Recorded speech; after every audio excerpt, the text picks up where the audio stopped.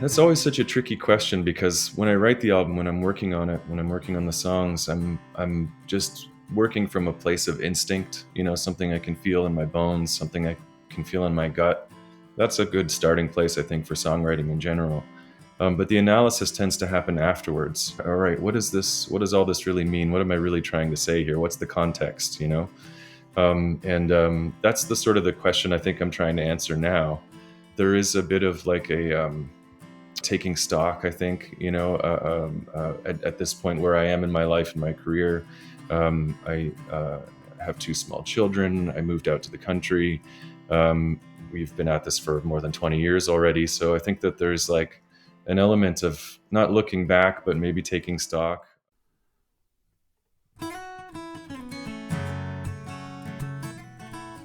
Welcome to Curious Goldfish, a podcast community where music and curiosity come together through interesting conversations with the music makers of our world. I'm your host, Jason English. You can find Curious Goldfish in all the major podcast and social media platforms, and of course, we have all of our content on our website, curiousgoldfish.com.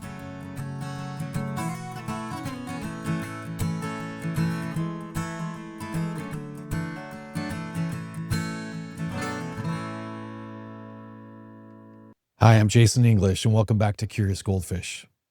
Today we're featuring Tony Dekker of Great Lake Swimmers. Tony recently released the band's 9th album, Caught Light, and he discussed the creative instinct that guides his songwriting. We explore the band's unique process of recording in interesting locations. For Caught Light, they recorded in a converted 100-year-old farmhouse near Toronto, where the atmosphere itself contributes to the sound and performance.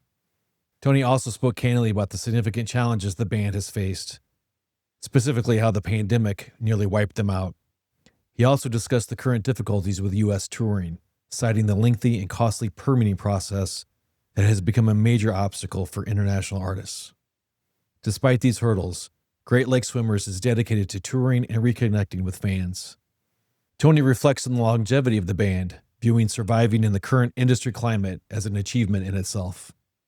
Now, from Toronto, Canada, here's Tony Dekker of Great Lake Swimmers. It's a great band. Let's dive in. Hey, Tony, it's so nice to meet you. I really appreciate your time, man. Yeah, of course. Thanks for having me. Yeah, it's my pleasure. So back in your Lost Channels album, that's where I was first introduced to you. And I don't remember the context of that, but that album was amazing for me just at the period of time in my life. Seems like a lifetime ago because I was living in Colorado and just life circumstances were different. But you guys have been a really important part of kind of the music that I listened to for so long. So this is an honor to talk with you. Oh, amazing. Yeah, thanks so much. That's the highest compliment, really, when music becomes sort of the backdrop and the fabric of people's lives. There's no greater compliment than that. I really, truly appreciate that. No, yeah, you're welcome. And so you have a new album out this year in 2025, and you've started your tour. I guess what's the feedback been for Caught Light, which is the name of the new album? I know you've only probably have a few shows under your belt at this point, but yeah, what's the feedback, and any feedback surprised you? Yeah, it's come out just over a week ago now, so we're really right at the beginning of it. We've just started touring on it, and the feedback has been really good so far. It really seems to be striking a chord. The first single, especially, "One More Dance Around the Sun" is the name of it. We sort of released it independent of like an album announcement or anything like that earlier this year, and yeah, people are responding to it. It's been good so far. Awesome. How long will the tour run? This initial tour to promote it? Well, we're basically booked up until mid-December. We're going through Western Canada, and then we're going through the Midwestern and Northeast US in November and December. Kind of takes us to the end of the year, and then we have plans for the new year, of course, for other places to hopefully get to the rest of Canada and the rest of the US as well, and possibly overseas as well. So Awesome.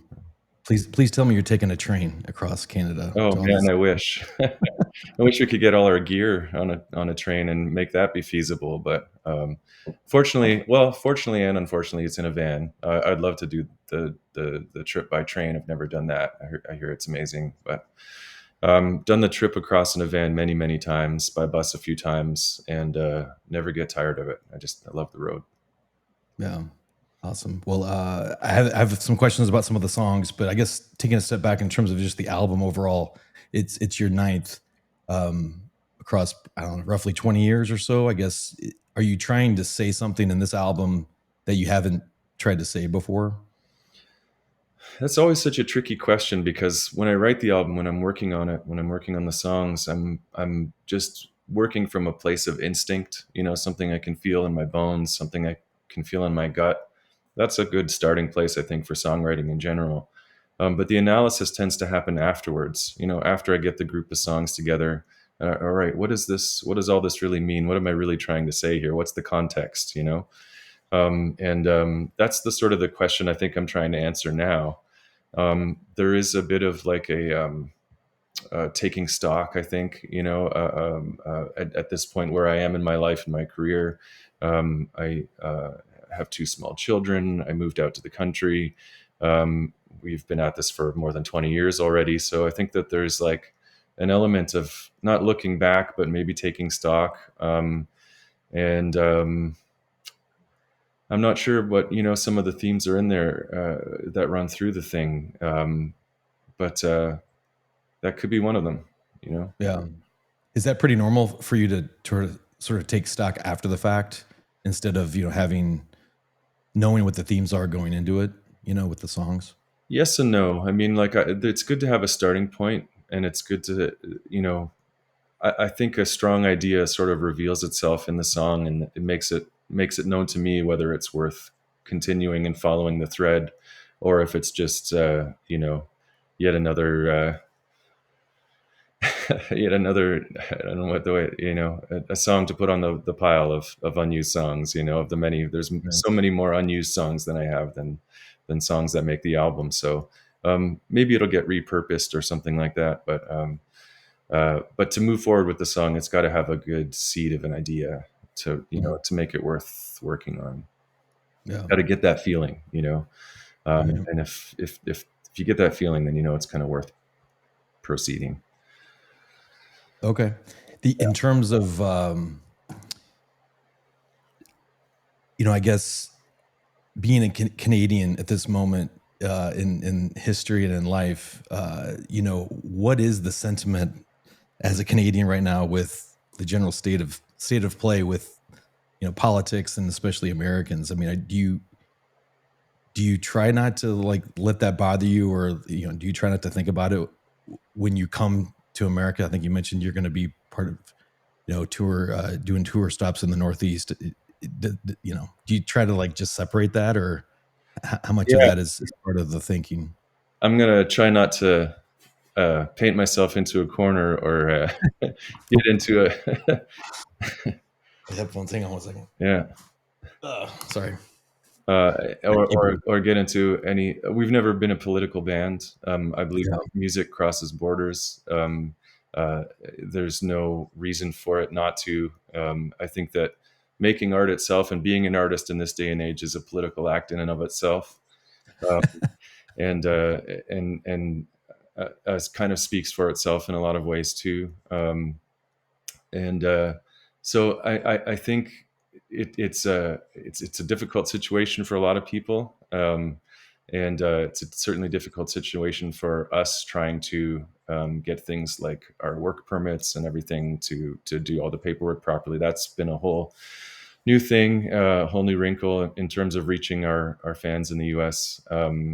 With our record, getting even just the boring technical details like getting things shipped these days. There's an extra thing attached to that, getting our records out to people. And so that's been a little bit difficult. And all that being said, I have so many friends and in-laws and family members in the U.S. So I certainly feel that resonates with me. Everything that's going on resonates with me a little bit more, I think, than the average Canadian, I would say. So, Sure. but we are making a point to do our best to try to get to our friends and fans in the U.S. Over the next year or so.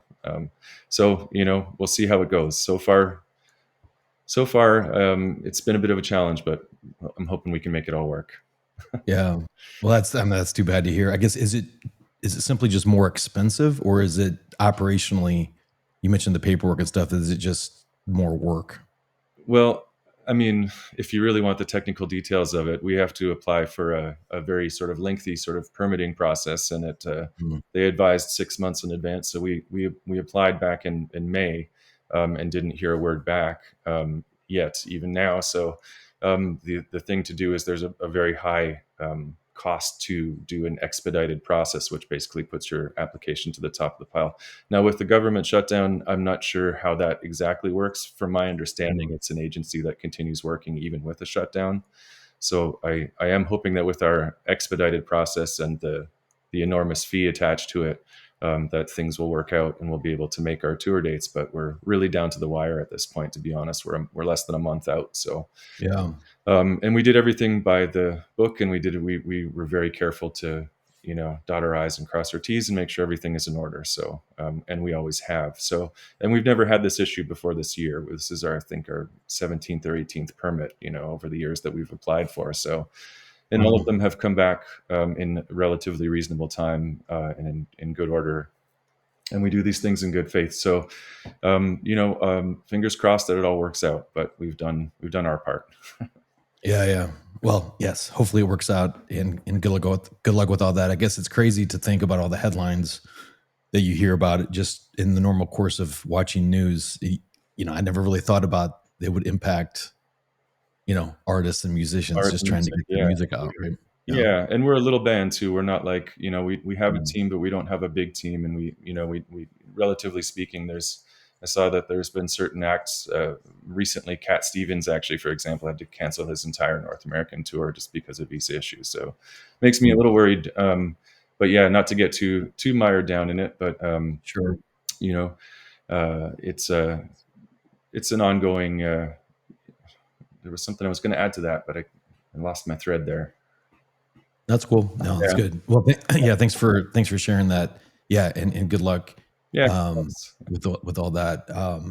I guess back to the album. This idea of space and location has always played a really important part of the music that you've made. I think I read somewhere where you even reference sort of the location of where you record as just an extended member of the band. In this latest one, I think you recorded it in a forest. Was it northeast of Toronto? Yeah, sort of sort of due east of Toronto, near a place called Port Hope, which is more or less on Lake Ontario on the northern part, on the northern shore.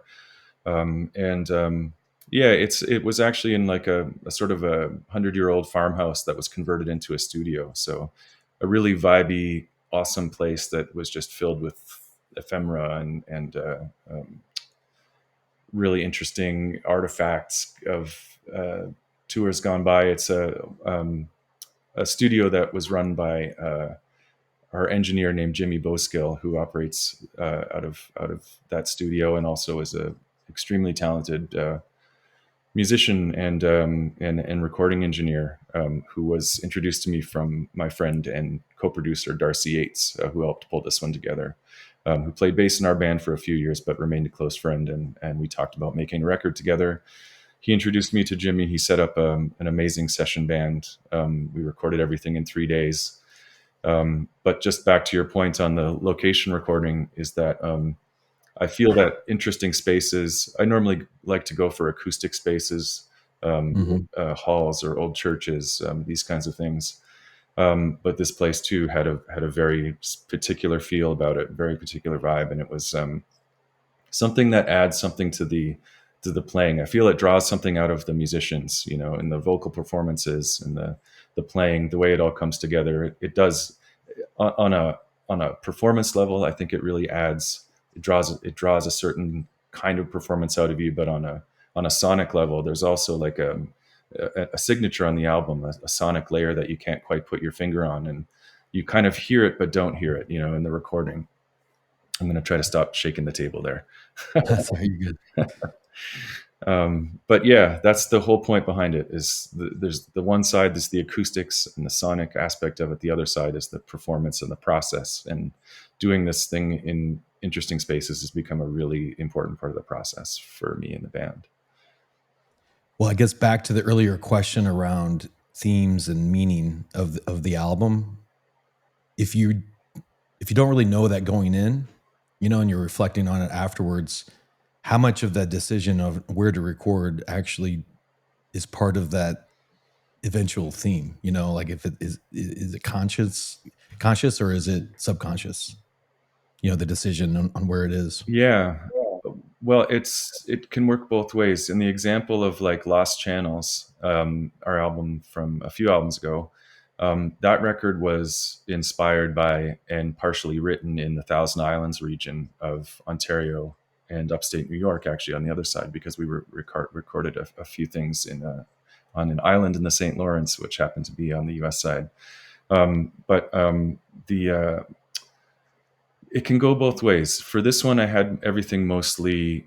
It was such a very fast session that there was no chance to really absorb the space, Although I will say though that the last song on the record, this is something I haven't really shared yet, but the last song on the new album was recorded the morning of our last session, like of our third day, to be recorded that afternoon. And it was only written because I was woken up early in the studio. The interesting thing about this particular studio too is that you can stay there. All of the rooms double as isolation rooms in this. It's called Ganaraska Recording Company.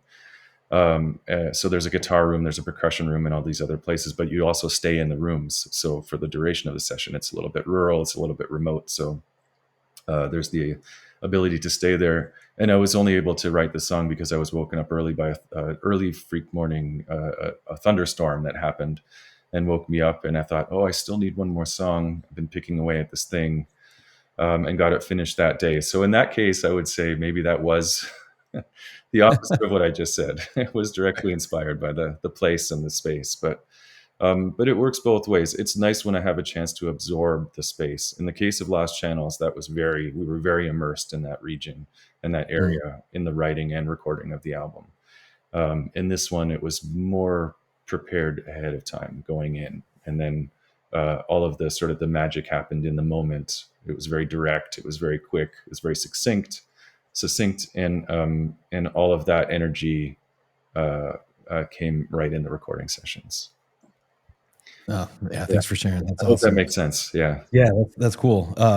All right, so just a couple questions on some of the songs. So you mentioned this one before. I think "One More Dance Around the Sun." I think in the press release you talk about how for much of your life you were wanting to get out of where you grew up, and now as an adult with a family, you're kind of looking to get back. That sense of familiarity and community. I guess how important is that to you as a musician, but also as a father, and as someone that, has more responsibility than you may have 20 years ago? Yeah. I couldn't wait to get out of my small town. When I was growing up, when I was in my teens, I just wanted to go out and, see the world, go on some adventures. And it didn't really interest me to stay and take over the family farm. That wasn't in my cards. I grew up in a very rural place and farming community, and uh, eventually found myself in Toronto. I did my sort of time there in the big city, for about 15 years.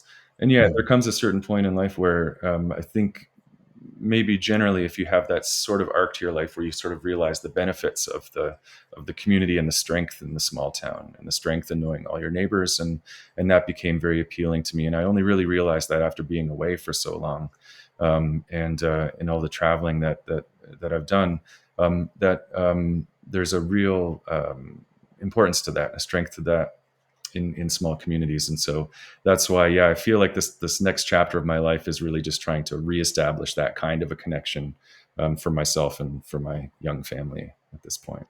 Yeah. So the opposite of, I think, family and connection is loneliness. And I think I read where the song "For You to Come Around," which you've published a version on YouTube, which I think is a live version. Yep. You talk about how it's sort of this notion of loneliness and longing, and then the inability to truly know someone, which I thought was a really interesting thought. I've never thought about having being incapable of knowing someone? I guess what's the context of that? Yeah, I mean, that's the thing. Not to get too kind of, I don't want to like spoil the lyrics, um, but I did mention that already out there, and yeah, I just it's just that feeling of sometimes you can just be surrounded by people and still feel just utterly alone, Mhm. and maybe part of that sentiment is this idea of like our hyper connectivity that we have in this world right now, but at the same time, such massive distance at the same time. It's really it's a strange concept to be so connected and yet so apart in some ways. Um, uh, Especially with how we uh, relate to each other online, where we get our information, how that information is passed, those kinds of things. So I think that that sentiment is generally in the air, and I think that I also apply that to just personal relationships that we have. It is really difficult to truly know somebody when you really think about it, and that can sometimes maybe be a source of loneliness. You know, Okay. And I think you've talked about the influence of COVID on the band, and really, I think you've said you all started from scratch, sort of after the fact of that. Based on what you just said about loneliness and sort of the inability to connect, I mean, how much did the pandemic, do you think, have on that ability and now inability? yeah, I mean, honestly, the pandemic just really wiped us out. Yeah. We had a lot of we lost a lot of momentum at the because of not being able to tour and play shows. I tried to keep busy. I think we had 2 or 3 releases that came out during the pandemic of archival things. We released a double LP, a live double LP. I think people were happy to have something new in during that time period, but it was really difficult to get through. The only silver lining was that I became really tight with my family, and we were just this little pod of. But at one point, like my daughter was in lockdown longer than she had been alive. She turned 1 year old in March 2020, and then Oh, jeez. yeah, so there was like a time period there where I felt bad because she was just around us. There was no cousins, no preschool, no socialization, no anything. We were just all at home together. So if there was a silver lining, it would be that we got really close and tight as a family. But it was really difficult on a career level. It wiped us out, and it took a long time. Even now, I feel like we're still trying to get back to that pre-pandemic sort of level, And Yeah. the industry's changed too, no doubt about it. And there's lots of things going in within the world of music that I kind of just don't want to get into. But we all know that what's happening with Yeah. the arts and with music and streaming and all of those things. And it's a double-edged sword for sure. It reaches a lot of people and it puts new music in front of a lot of new listeners, but unfortunately, the compensation balance needs to be fixed. That's I don't have the answers to that, but I feel it acutely. The crazy thing about the pandemic is, in some ways, it feels like not really still going on, but it was kind of yesterday. And then Yeah, on some days, it feels like it was a lifetime ago. It was like 50 years ago. it's It's amazing. wild just how that's impacted everything. It's amazing you have to add 2 or 3 years to all of your memories. Too. I was kind of thinking like pre-pandemic, like, oh yeah, it was only a few years ago, and it's like, oh, it was a few years plus a few years ago. Yeah, seriously. Yeah. Well, as a leader of a band that's been going for 20 years, what are ways that you're trying to connect back to the idea of connectedness with your fans? You all have a robust Bandcamp presence and website, and obviously you're touring, but how has that evolved for you all? Yeah, I mean, I feel like we missed the first wave of like the current social media just because I was a little bit late getting on board with like Instagram at the time when it came out, when there was that wave of kind of popularity that happened. I was like, it's just another app that's going to go the way of Periscope or whatever was on at the same time. And so I didn't pay much attention to it until recently, but I do find that I try to do it in a genuine and authentic way. And I find that that really helps to connect with people online. I don't really try to um, put on much of a show with that stuff. I just try to sort of like make it be authentic, make it be sort of a warts and all kind of thing. And so that's been okay. I'm not a huge proponent of social media in general, but I think that's one way at least we can stay connected. But Mhm. touring has always been a way for me to sort of continue the conversation that gets started when you release a record. That's the way to sort of really connect with people. And I feel good about the where we're at in terms of like the size of places that we play. There's a lot of intimate venues. Speaking of Atlanta, like our regular stop is the Earl, or not the Mm. Earl. The Earl is a regular stop, but the Eddie's Attic Right there. in Decatur is kind of like a regular stop for us, and that's the kind of venue that I really truly appreciate, and I think that is the most suitable for our music listening rooms, where it's there's a more direct channel, there's more direct connection with the audience in places like that. So I mean, that's how we're reconnecting. If that's kind of the real answer to the question is, that's how we're really trying to get back out there again. Um, and um, and yeah, just as I said, I think that playing live is a continuation of a conversation, Mm. and that's really important to us. So nine albums in, I guess. Where do you think you are as an artist? Maybe even a songwriter today, and where do you want to be?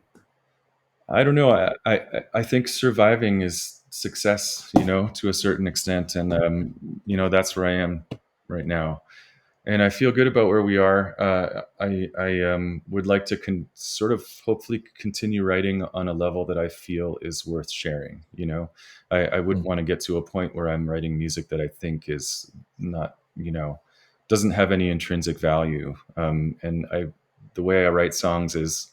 Um, with the idea that the more you unpack them, the more rewarding they are. That there's something to be, if you dig a little bit below the surface, that maybe there's something to be, some kernel of truth in there that you can then sort of, really kind of get into a little bit more. So, um, yeah, I feel pretty good about where we are. It's always nice to reach new fans and new people. So it's my livelihood. It's what I do full time, and to me that's an achievement in itself, to be honest, in today's climate. So yeah, Well, doing it for 20 years, I mean, I would consider that more than surviving. That's yeah, thriving for a lot of people, right? yeah. I guess Yeah. that's true. There's always, it's just a Yeah. matter of perspective, but I do Yeah. feel good about where we are. I feel like we've sort of found the sweet spot, between Yeah.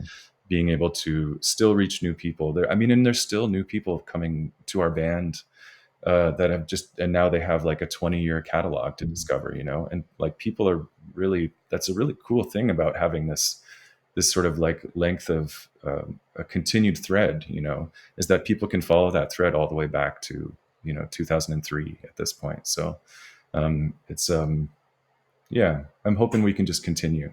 I'm hoping to Yeah. keep surviving. Fair enough. All right. So this podcast is inspired by just the importance of curiosity, in life, and I think it's underrated. When it comes to family relationships, romantic relationships, and even in like the corporate world where I've spent the better part of 30 years at this point. Um, I guess where you are as an artist and where you want to be, what you just talked about. I guess at this point, as a musician, as a father, etc. What are you most curious about? Yeah, it's been really interesting to me as a relatively new parent, that to see your childhood again, or to see your kids' childhood through your eyes, or you're kind of like reliving your childhood in a way.